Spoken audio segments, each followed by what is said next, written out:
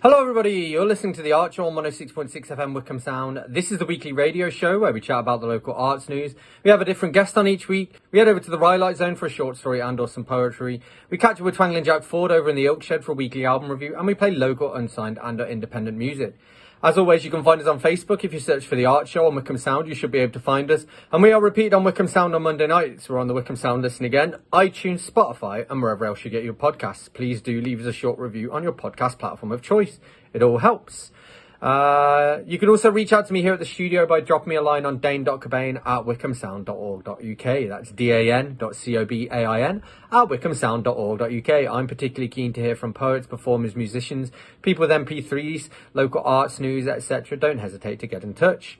So this week we're going to be chatting to Bob Yates, who is a runner. He is a member of Vegan Runners and also Handicross Runners here in the UK. And he's taking on an epic running challenge in June, I believe, where he's going to be running from Land's End to John O'Groats. Crazy. But before we do that, we're going to head over to the Rhylight Zone for the latest instalment of The Crumb by myself, Dane Cobain. Marlon led the way further down into C-Wing and into an annex towards the end of the deserted cell block, then through a heavy steel door and into a smaller subsection of the wing. This was the CD cell, Marlon explained, gesturing into a room that looked almost identical to all of the other cells, though it was a little larger and it had a shadowy doorway in one corner. The condemned were sent here to await their execution. Compared to the other prisoners, they lived in luxury. Yeah, it looks like it, Harry said, the sarcasm dropping from his tongue like a dead man hanging from a gibbet. Yes, well, the contents of the cells might be long gone, but you can still see the doorway that led to the ensuite. They had an ensuite, Caroline asked. Well, it was a little more than a stool bucket, but at least it was on the other side of a closed door. Now, if you'll follow me, we'll move a little deeper into the annex. Keep an eye on those EMF readers as we go. We'll be passing through the execution chamber where they used to house the gallows. I thought that executions were carried out in public, one of the ghost hunters said. Most of the time they were, Marlon replied. Sometimes, though, there were prisoners who were so heartless, so evil, that a public execution would have been inappropriate. At other times, the powers that be didn't want anyone to know who was incarcerated here in case it led to uprising and rescue attempts. That was the case when Bobby Sands was here during the Troubles, though that was before the hunger strike that eventually killed him. Bobby Sands was here. That came from one of the other ghost hunters, an Irishman who'd given his name as Red, something that probably wasn't on his birth certificate. It was indeed, Marlon said. So were Eamon de Valera, Martin McGuinness and Michael Stone, as well as 25,000 others. Who's Eamon de Valera? Caroline asked. Forget that, Harry said. Who are Martin McGuinness and Michael Stone? Well, they weren't... But that was as far as Marlon got, because there was a screech of metal on stone and then a horrifying clang that echoed throughout the jail like the tolling of a funereal bell. At the same time, a fetid breeze washed through C-Wing, and the investigators' spirit boxes chattered into life. Cobain Leon. Tatugo lea chumbasa failancio. Cobain Leon. Tatugo lea chumbasa failancio. Cobain Leon. Tatugo lea chumbasa failancio. Neo fag siad riam. Tatugo lea chumbasa failancio. Cobain Leon. Neo fag siad riam. Tatugo lea chumbasa failancio. What the f*** is going on? Caroline shrieked, grabbing her brother's arm as though he could somehow protect her from the vengeful spirits of the dead. Turn the spirit boxes off, Harry shouted, moving to turn his own off. Caroline followed suit, noticing as she did so that pressing the power button was making no difference. At the same time, the voices from the spirit box were getting louder. Cobain Leon. Tatugo lea chumbasa failancio. Cobain Leon. That was the latest instalment of The Crumb by myself, Dane Cobain. You're listening to The Archer on 106.6 FM Wickham Sound, and this is Chiltern Groove with Reaching Out.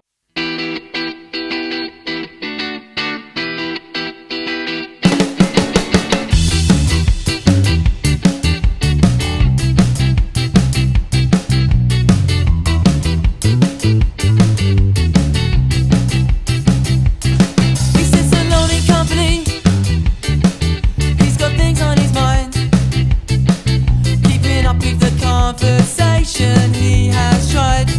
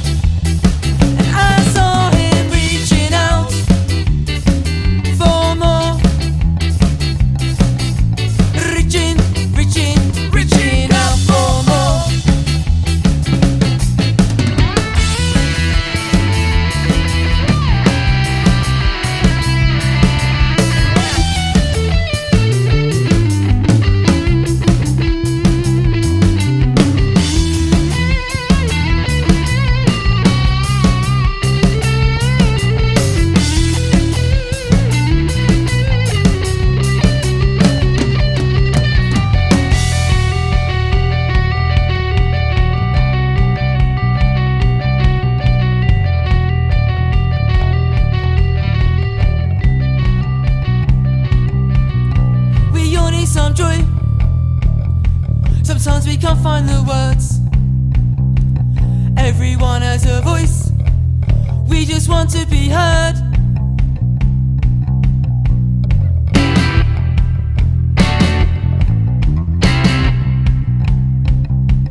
Everyone has a voice. We just want to be heard. And I saw him reaching out for more. Reaching out for more. I saw him reaching out for more. Reaching out for more. Reaching out for more.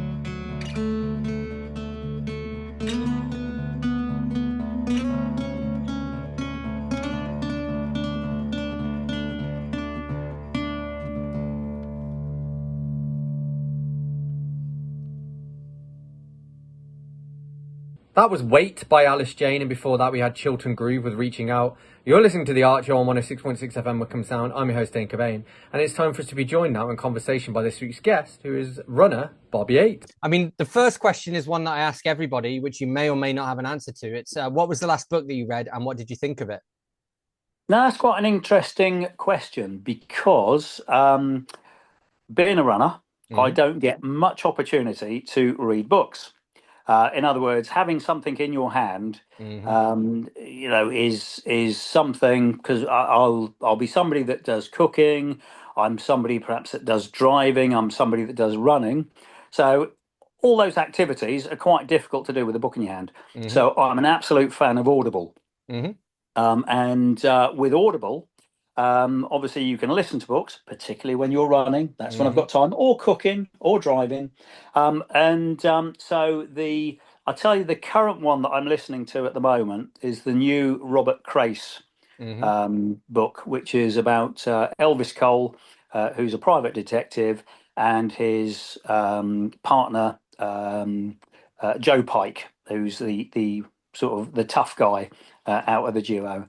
And I've been a fan of sort of that type of genre for many, many years. Lee Child used to be Mm-hmm. my absolute favourite. But unfortunately, I think Lee, bless him, he's obviously got enough money now. So he appears to be allowing other people to write his books, which is obviously his Yeah. brother. And I think really he just lends his name to it now, and the books aren't what they were. But Yeah. so Lee Child and Jack Reacher used to be a fantastic genre, and the older books are great, but unfortunately for me, the newer ones don't quite hit the mark. Yeah. Cool. And you mentioned running, and obviously that's the main thing I want to chat to you about. How did you first get started with running? Yeah, well, I was probably like a lot of middle-aged men in this country where you look down and you see that there's a little bit more of you than you'd rather like to see.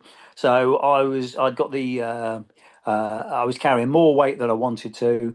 And I was thinking, my job for the last sort of 20 years, 20 plus years has been quite sedentary. I've been at my Mm-hmm. desk. Um, I need to do something to shape my future, and I want my future to be a healthy and a long one, and I want it to be an active one. So I decided that I was going to try running. Bought myself a treadmill just over 11 years ago. It was on the 4th of January. I remember it turning Mm-hmm. up, and I thought I'm going to start running because I want to take myself to Parkrun, which in itself is a fantastic institution. But I thought, being quite naive, that I had to train to be good enough to do parkrun. Whereas Mm-hmm. obviously anybody who happens to amble up to a parkrun knows it is so inclusive. You can go from being a park walker, and they actually officially do park walk now, as you know, um, right the way up to being a sort of like a 15-minute 5K runner, which is fantastic. I will never be that person, but you've got the full spectrum there. Somebody that will walk it in an hour, somebody that will run it in 15 minutes. So I was looking for something that was really going to help me with my health, fitness, and quality of life going forward. And as I Yeah. say, I chose running because I thought I like the sound of it. Um, at the time, a little bit of a butterfly in terms of the things that I got interested in. So I'd try something for 3 months, and then I'd probably move on because it didn't quite fit what I was looking for. My wife was very keen that I was a butterfly on this because I was unfortunately making quite a lot of noise on the Mm. treadmill, which was disturbing her early mornings and her evenings because I spent quite a lot of time on there. But I just got into it. I fell into it, and it was something that stuck. Yeah. Um, and she asked me one day, fairly early on in my running career, sort of, so why do you do it? I don't get it. Why do you run? And I said, that's a really good question. Give me a few minutes or a few days rather, um, and I'll have a think about it, and I will come back when I've got an answer. And it was literally a couple of days later that I'd had a think about it because it's a really good question. It's Mm-hmm. quite a searching question. And my answer to her was, it actually makes me a nicer person. Yeah. And obviously, encapsulated in that means that there's so many mental health benefits. There's so many benefits in terms of reducing stress of everyday life. And for me, it was just ticking those boxes. And I Yeah. think, generally speaking, without running, I'm not sure who I would be, but running certainly defines me these days. Yeah. Well, and you mentioned parkrun there, and I was going to ask about that as well.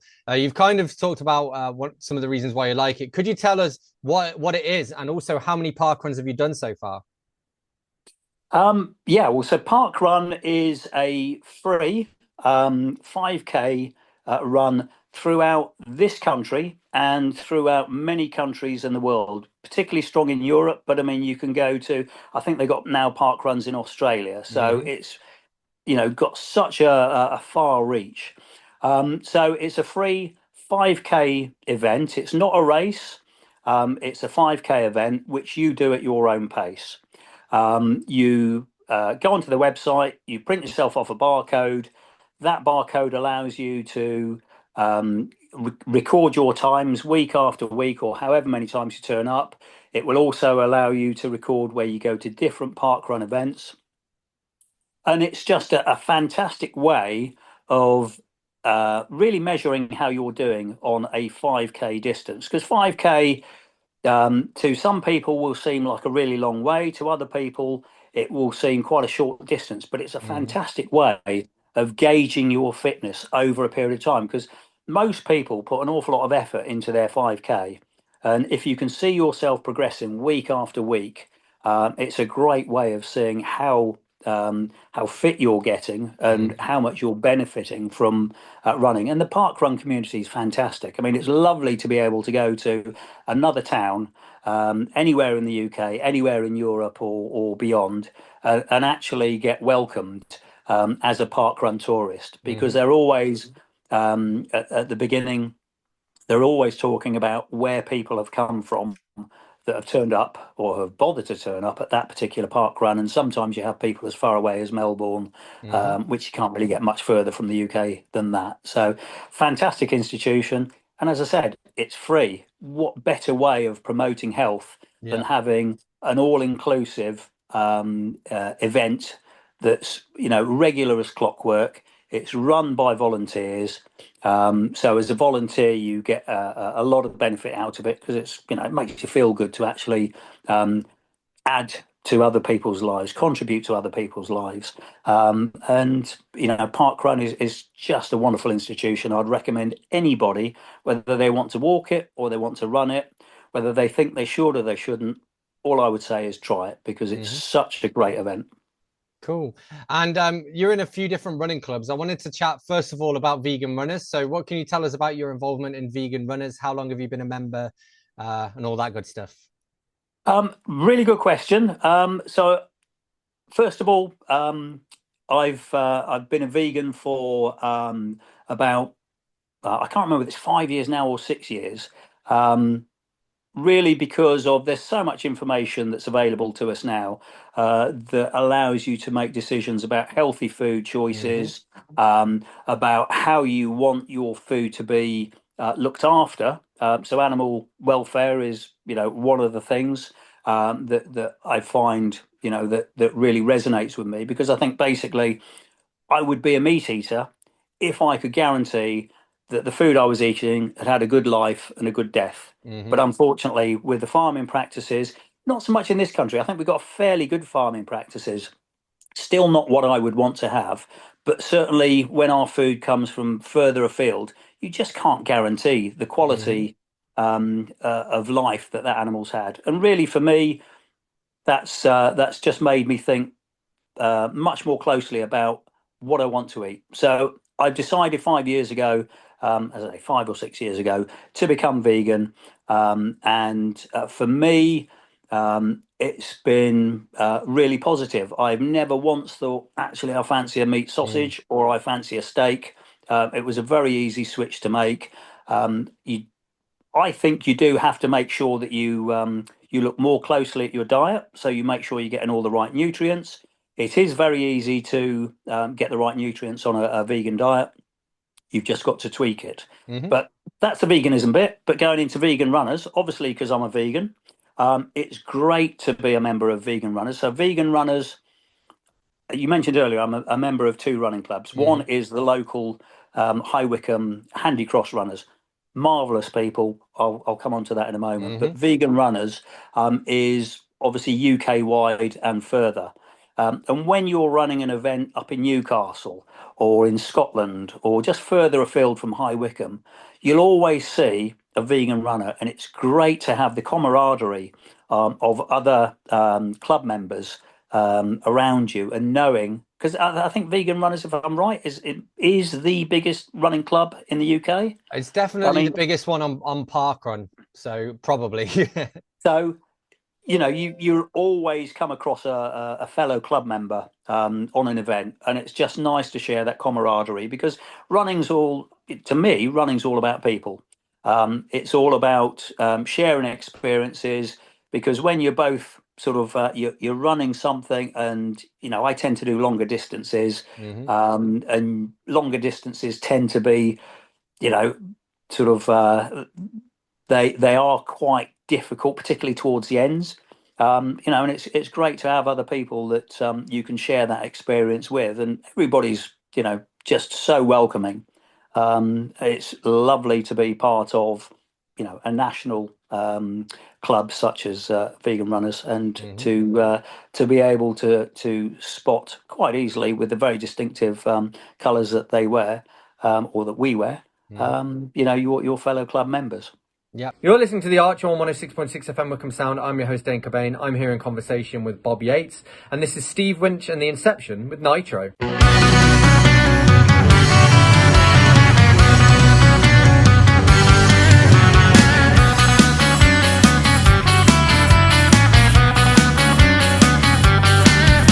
I'm out there on the run again, been hiding since I don't know when, waiting for deliverance or just a little sign. Dark clouds washing over me, I break my senses by degrees, peeling back my lips like an acetylene smile. The cross I bear will drop me to my knees.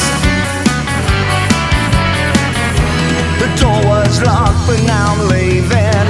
She gave me something to believe in. Here she comes again, making me feel like I felt when I was 17. Here she comes again. She's got a honey crab laugh and a smile and natural glycerin. Here we go again. She makes me feel like I felt when I was 17. Here we go again. She's got cherry bomb eyes and a kiss like natural glycerin.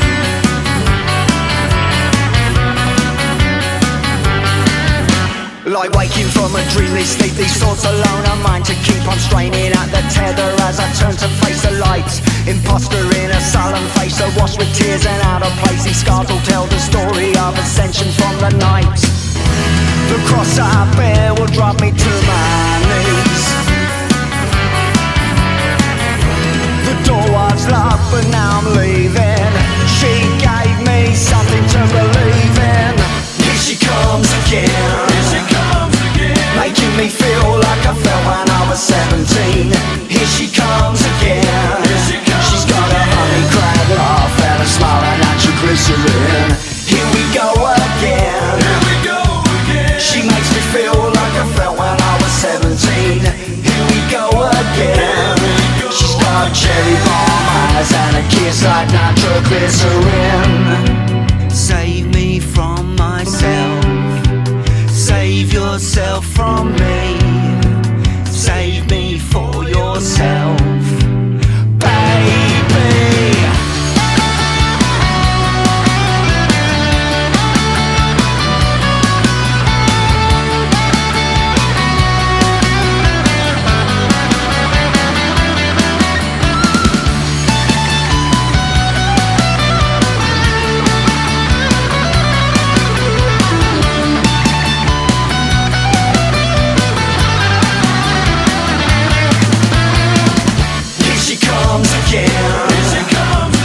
Making me feel like I felt when I was 17. Here she comes again. She's got a honey crab laugh and a smile and natural glycerin. Here we go again. She makes me feel like I felt when I was 17. Here we go again. She's got cherry bomb eyes It kicks like nitroglycerin.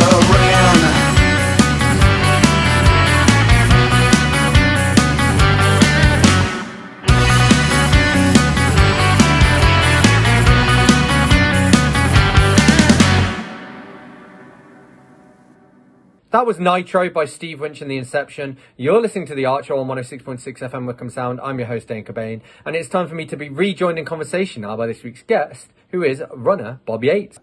And you kind of hinted there at my next question, which is what can you tell us about Handy Cross Runners? So Handy Cross Runners is a High Wycombe running club. We are based up in the judo centre up at Booker. It's been going for decades. I don't know whether it's 30 or 40 years. It's been going an awful long time. And it is just one of the nicest environments to be running in at all. It's the people that make the club. The club is obviously run by volunteers. And there is no pressure to run at any particular pace. There's no politics within the club. People are it attracts generally nice people. So I spent probably 3.5 years, my first 3.5 years of thinking, do you know what? I don't want to be a member of a running club. I want to just be able to put on my shoes and go running when I want. I joined Handy Cross Runners in the middle of 2018. And I found that in that time, my social circle has exploded. You know, I know so many people. I've always got somebody to chat to. There's usually somebody to go running with outside the normal club runs. It's just such a nice social environment to be within. It's I mean, Dane, obviously you've joined us recently and you'll probably know what I'm talking about. That it's just such a nice bunch of people. And it gives you so many more opportunities to run. The club itself will have a winter actually it's a winter 10k series, nearly 10k series, with local clubs. So you get the opportunities for competitive running for free around the Thames Valley.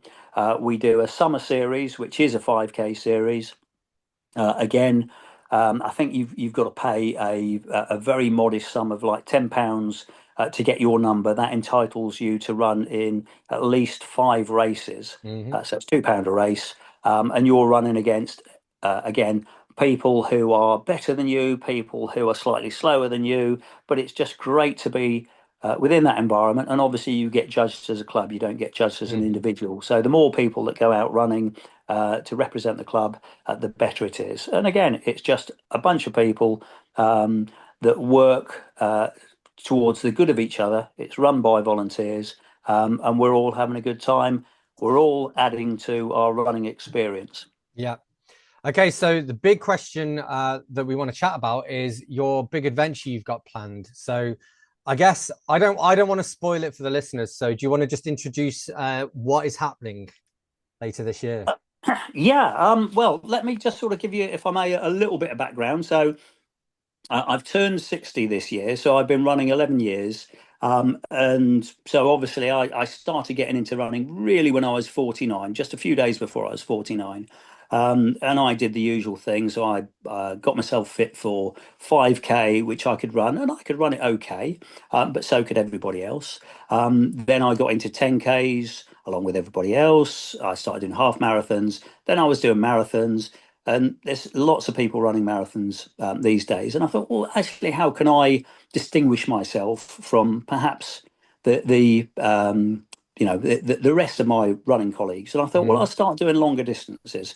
So I've slowly got into ultra running, and an ultra, by definition, seems to be the accepted definition seems to be anything longer than a marathon. So anything longer than 26.2 miles. An ultra is normally 50 kilometers or 31 miles or above. And so I've been doing that probably for the last 3 years. Well, actually 3 years, 4 years probably.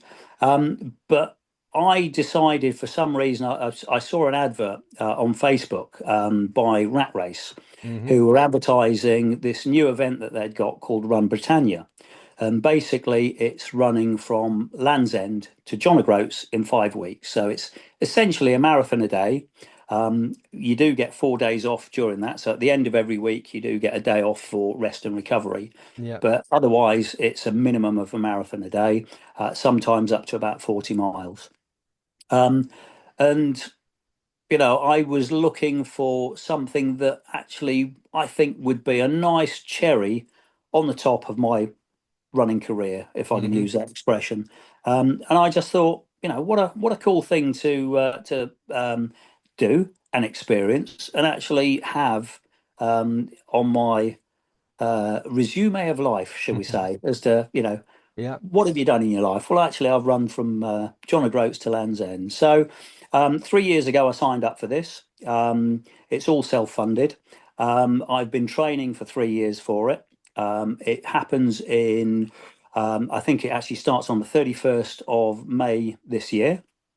So I'm now very close. I'm just over 4 months away from the start date. Yeah.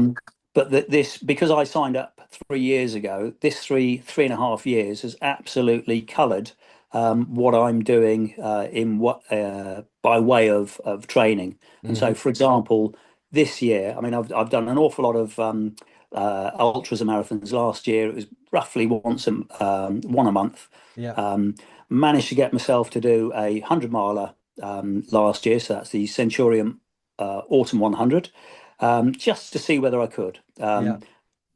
I could. Um, Not fantastically convincingly. I didn't get any sort of like special medals for speedy time, but I managed to meet the cutoff, which was, as far as I'm concerned, job done. Hmm. So I achieved that, which gave me a lot of confidence for what's to come this year.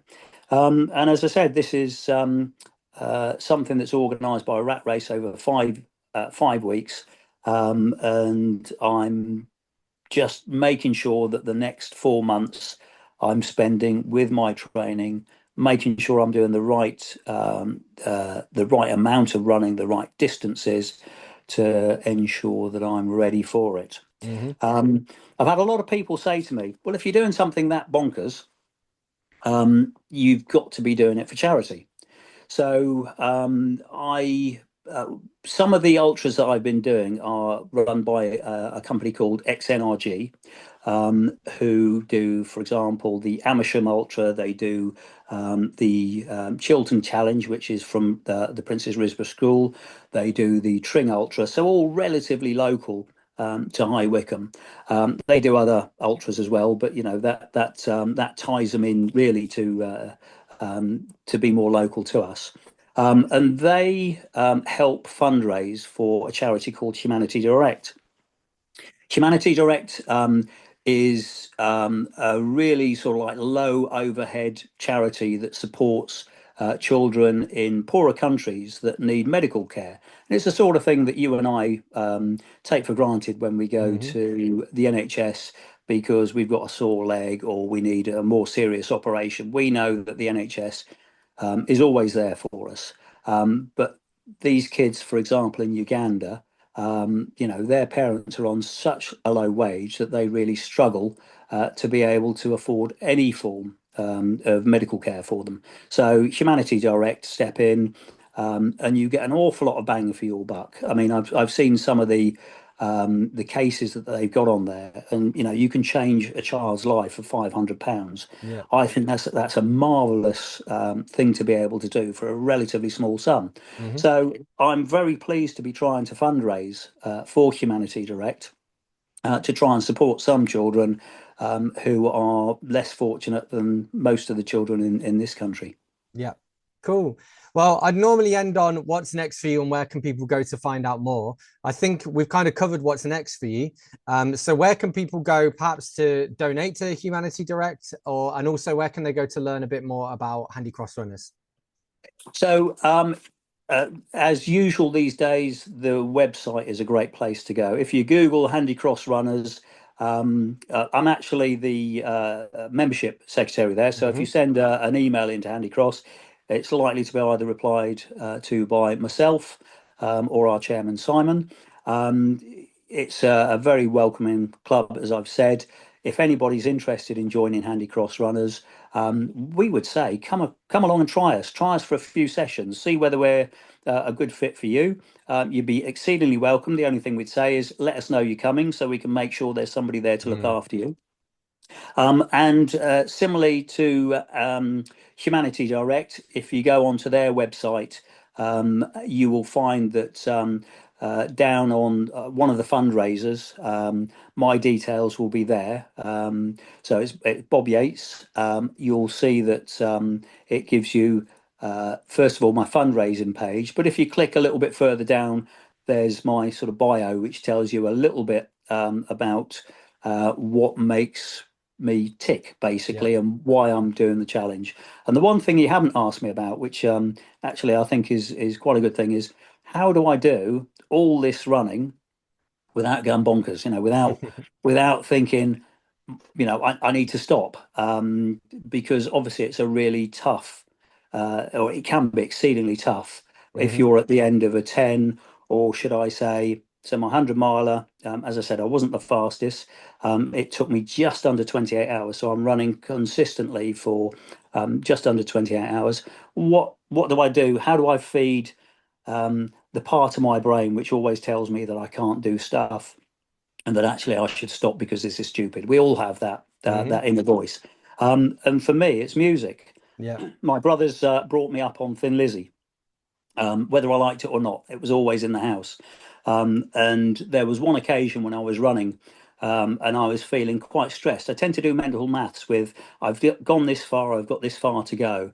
Now, I'd just done 26 miles. I'd got another 13 miles to go, actually another 18 miles to go. And this little voice was starting to shout at me, 18 miles, how are we going to do that? Because we're really tired. I don't see how we can do this. Come on, we should give up. And I thought, okay, well, I'll try audiobook. That didn't work. Podcast, that didn't work. And I put on some Thin Lizzy, and instantly I felt my sort of stress levels dropping. And it was almost, so the conclusion I've come to, it's almost like an adult lullaby.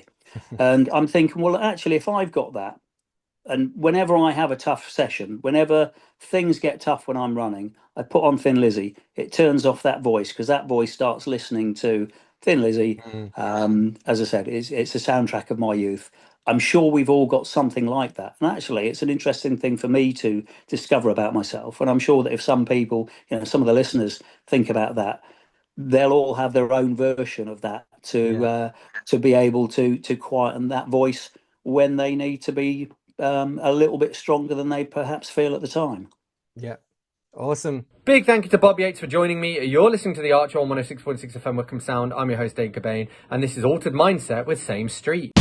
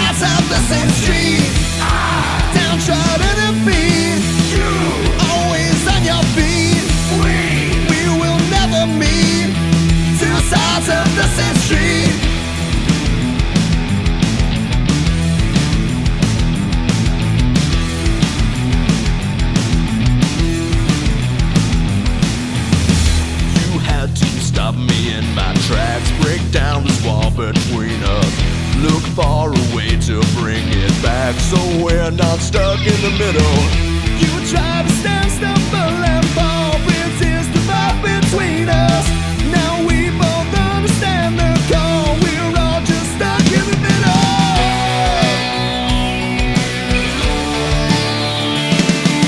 I felt so obsolete, you so indiscreet.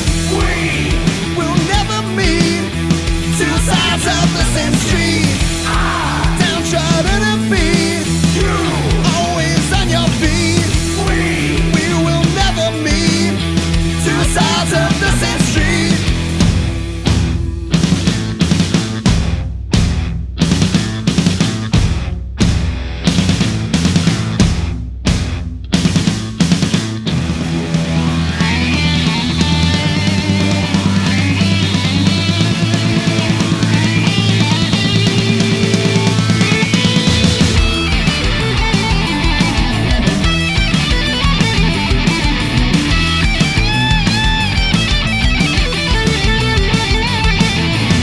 Knocked down outside and in distress, you're not what I am used to. You came from more, I came from less. Somehow we meet in the middle.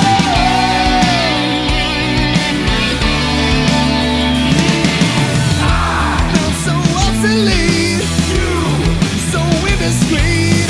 We will never meet, two sides of the same street. Downtrodden and beat, you always on your feet. We will never meet, two sides of the same street.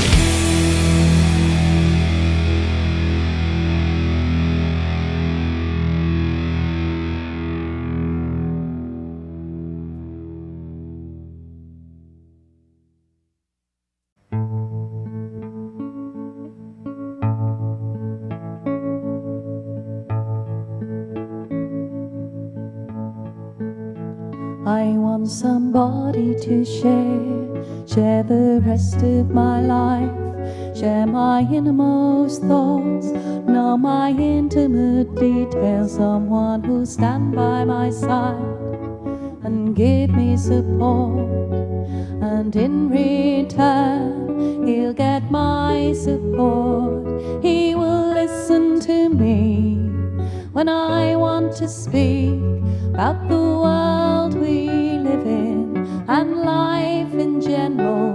Though my views may be wrong, they may even be perverted, he'll hear me out and won't easily be converted to my way of thinking. In fact, he'll often disagree, but at the end of it all, he will understand me.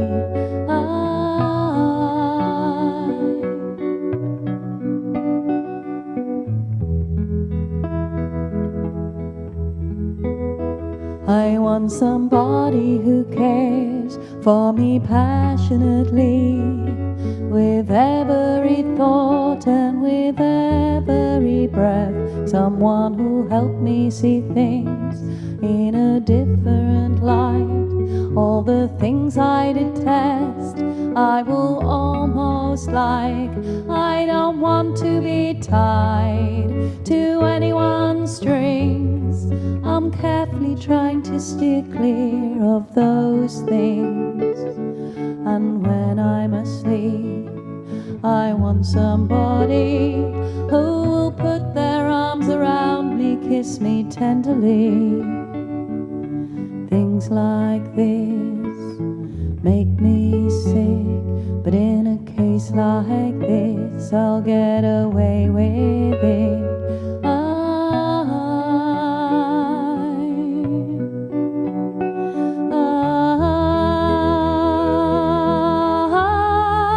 I want somebody.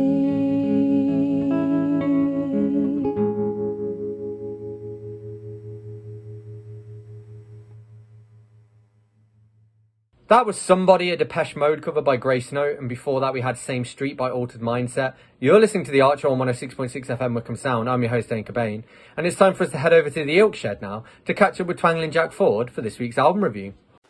Joe Jackson, The Collection.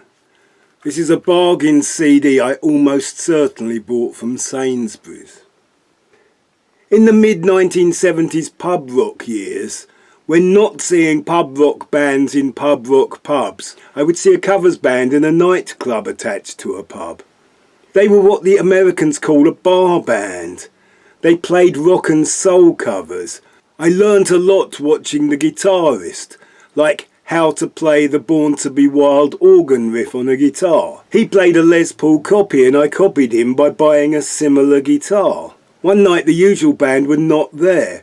In their place was a band playing quite aggressive, rocky original songs. They had a young but balding singer. He tore off his shirt, intimidated the other band members and seemed to think he was Iggy Pop. I was interested, but I was also of the same opinion as most of the audience in wondering who the hell he thought he was. After all, it was not an actual pub rock pub. It was years later when I found out he was Joe Jackson. He was doing punk before punk, but then a few years later he was late to the real party. Joe Jackson started getting radio play with songs that sounded like Elvis Costello and the other power poppy skinny tie acts of the day, like the Jags and the Vapors. His first real hit was Is She Really Going Out With Him? It had obvious derivative chords and lyrics. It was new wave by numbers. It was, however, annoyingly catchy. I did not want to like it. But the opening lyric, Pretty Women Out Walking with Gorillas Down My Street, was just so about my life. Next we got Different for Girls, a great song which did not sound like it was trying to be someone else. In the early 80s, Jackson put together a swing band which was not that unusual at the time, though it was not something I was interested in. Then he made an album called Night and Day. The big hit from that album was called Stepping Out, a song that had a driving rhythm that sounded like the sequencing work of acts like Kraftwerk or Giorgio Moroder. But it also had a very sophisticated and infectious melody. It was a musical cab ride through the sparkliest of nighttime cityscapes, to the swankiest hangouts of the coolest of the nightlife pleasure seekers. I actually bought a cassette of his following album, Body and Soul. It came about after he apparently found a perfect acoustic setting for a favourite grand piano. It is a beautiful sounding album with some great songs. It is a bit jazz, a bit Latin and a bit classical. It sounded so fresh, with real instruments sounding exactly as they should. It avoided all the excesses of 80s production. It turned out that all along Joe Jackson, the would-be punk, power popper and swing band leader, was actually an accomplished pianist. Joe Jackson, The Collection. Big thank you to Twangling Jack Ford for this week's album review. Thank you to Bob Yates for being this week's guest. Thank you to everyone whose music I've shared. As always, you can find us on Facebook. If you search for The Art Show on Wickham Sound, you should be able to find us. And we are repeated on Wickham Sound on Monday nights. We're on the Wickham Sound Listen Again, iTunes, Spotify, and wherever else you get your podcasts. Please do leave us a short review on your podcast platform of choice. It all helps. You can find us on Facebook if you search for The Art Show on Wickham Sound, and you can email me here at the studio on dane.cobain@wickhamsound.org.uk. That's dane.cobain@wickhamsound.org.uk. So I'm going to leave you with one last tune, and this is So Long Space Girl with I Demand Trial by Combat. I'll catch you next week.